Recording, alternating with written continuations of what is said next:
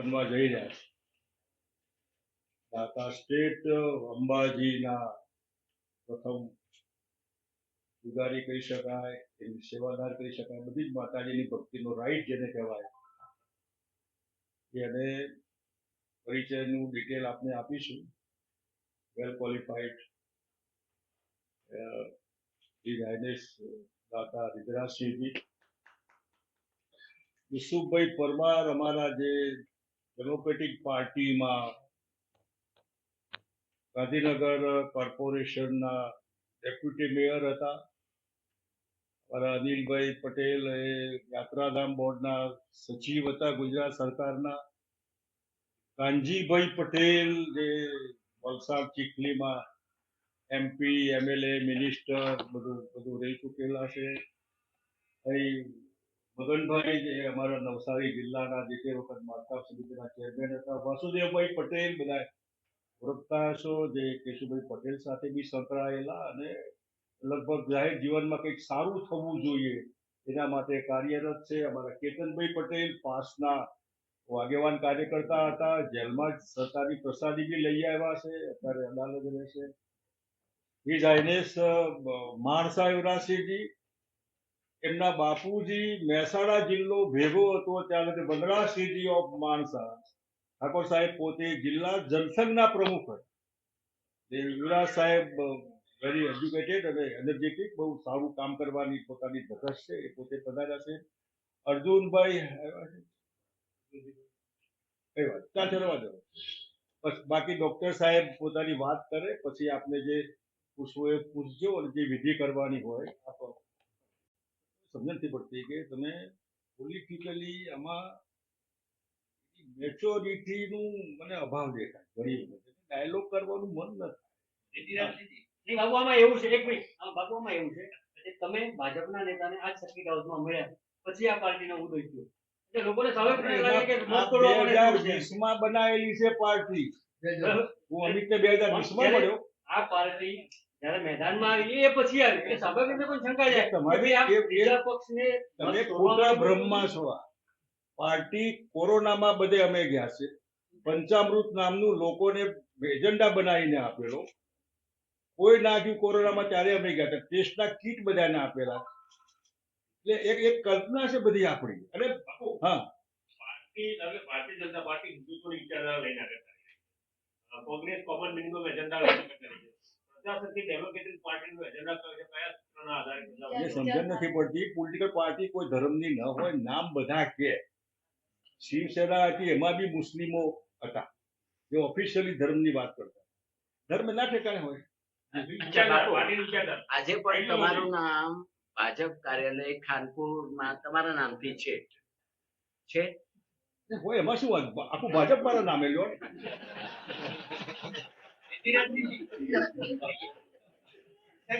જી નવી પાર્ટીમાં અથવા જે નવા સંગઠનમાં કેટલા ક્ષત્રિય આગેવાનો છે અને કેટલા રાજવીઓ સામેલ થઈ જવાની સંભાવના? સર, એ 22 તારીખે આપને આખી લિસ્ટ બનશે, એમાં આપને જવાબ મળી જશે એનું. પણ જેટલા બધા અમે ટ્રાય કરી જેમ કે માનસા અમારા સાથે છે. આ પ્રશ્ન શું કામ કરી રહ્યા છો એ કહી શકો? એનું બેકગ્રાઉન્ડ પણ આપને અને ગુજરાતની જનતાને ખ્યાલ જ મને ખ્યાલ નથી એટલે હું આપને પૂછી રહ્યો. જો આપ એ પ્રમાણે કહો તો હું એનો જવાબ આપી શકું. એટલે જે 22 માં જે આપણે ચેરને એડજસ્ટ કરો અને પછી આપણે મળતા રહીશું. આજે બધું પહેલા દિવસે જ બધું પૂછી નાખીશું. અમારે માણસાના પણ પ્રશ્નો છે, દાતાના પણ પ્રશ્નો છે, કાનજીભાઈ ને એટલા પ્રશ્નો છે અને બાપુને તો ઘણું પૂછવું છે. બાપુ આ પાર્ટીમાં સક્રિય નેતૃત્વ ધરાવે છે, ખાસ કરીને તમે એસસી એસટી ઓબીસી ની ભૂમિકા શું હોય? સમજણ નથી પડતી. ક્ષત્રિય કે કોઈ પણ તમે જે જન્મ્યા એ તમે નક્કી કર્યું. ક્ષત્રિય તો બાયધી તો બીજેપીમાં અમે હતા, કોંગ્રેસમાં હતા. અત્યારે મોદી સાહેબને શું કહેશો તમે? અમિત શાહને શું કહેશો?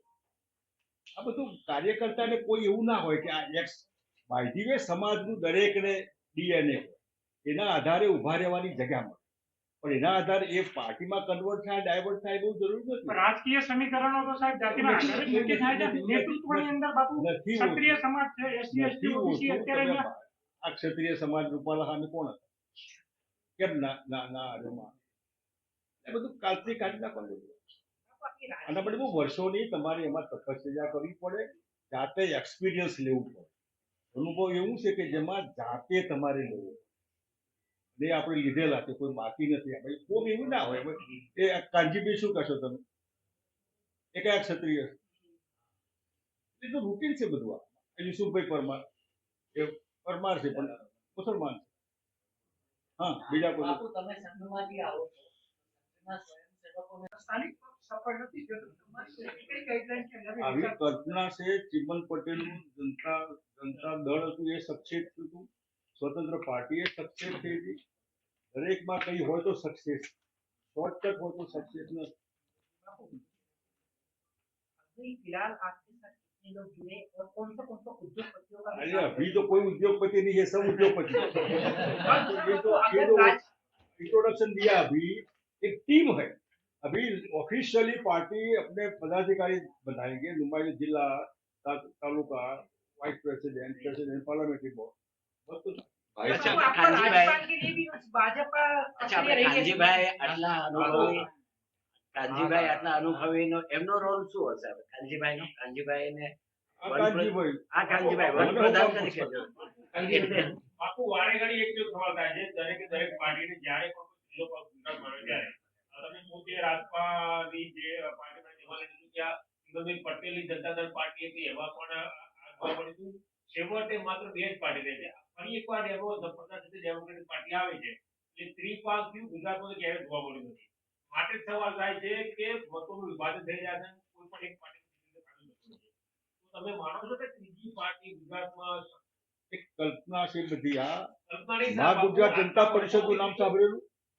મા ગુજરાત જનતા પરિષદ નામ સાંભળેલું? મેઇન પાર્ટી હતી. સ્વતંત્ર પાર્ટી, સંસ્થા કોંગ્રેસ ક્યાં છે અત્યારે? રે ચાલ્યા કરવાનું. આની આ ઠેકો આપણે નથી લીધો. That people to decide.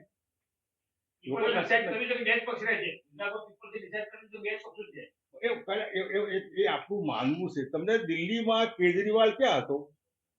બે મોટી પાર્ટી, 15 વર્ષ શીલાબેન દીક્ષિતનું શાસન, સારું શાસન, બીજેપી નો રૂલ, કેન્દ્ર સરકાર બીજેપીની, તો 70 માંથી 67 ક્યાંથી આવ્યા? એ લોકો મતદારોની કમસે કમ આપણે ના લઈ લઈએ ઠેકો. ગુજરાતી બાપુ ગુજરાતમાં ઘણી વખત જનતા એવું પૂછતું હોય છે, બાપુ ઇલેક્શન આવવાનો ત્યારે જાગે છે અને કયું પછી- ઇલેક્શન? મને સમજાવો, કયું ઇલેક્શન?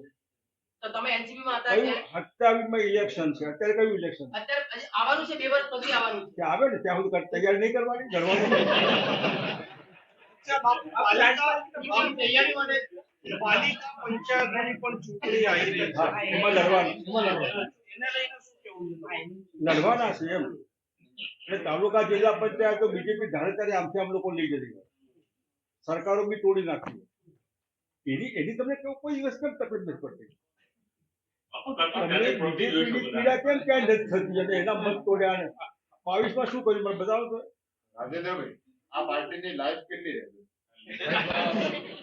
અમે બે દરબારો જ છીએ અને ક્ષત્રિય છે ને સમાજ માટે છે. અમારું મ્યાનમાર તલવાર નીકળી છે, મ્યાનને ફેંકી દીધું, તલવાર હાથમાં રહી છે. રિધિરાજસિંહને એક સવાલ છે. નવા અધ્યક્ષ તરીકે નિમણૂક કરી છે, શું જુઓ છો ગુજરાતનું ભવિષ્ય હવે આમાં તમારા હાથમાં છે એવું કેવું? મારા હાથમાં જે જવાબદારી મને આપી છે, બધા શું કહેવાય વરિષ્ઠ નેતાઓ અને જે પોલિટિક્સનો એક્સપિરિયન્સ છે, મને એમનાથી શીખવાનું છે. જેમ કે આયુ રાઠોડ સાહેબે કીધું કે દરબાર છીએ, ક્ષત્રિય છીએ અને પ્રજાના માટે જ મારા પૂર્વજ પણ જે રોયલ ફેમિલી છે, ગુજરાતની રાજકીય પરિવાર હતા, એમને એમનું જીવન પ્રજા માટે જ આપ્યું છે.